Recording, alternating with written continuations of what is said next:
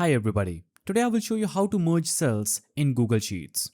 So doing this is pretty simple. You'll have to just navigate to your Google Sheets, select the cells that you want to merge.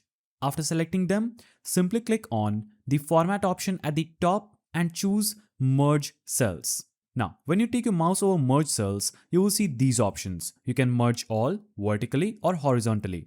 Since we selected our cells horizontally, we get the option to merge horizontally. So we'll click horizontally. Now, merging cells will only preserve the top leftmost value. Now, click OK and this will instantly merge the cells. But the values in the two cells after the first one will be removed. Now, you can select cells like this, click on Format, choose Merge Cells and choose Merge All. Click OK. After you do this, your cells will be merged.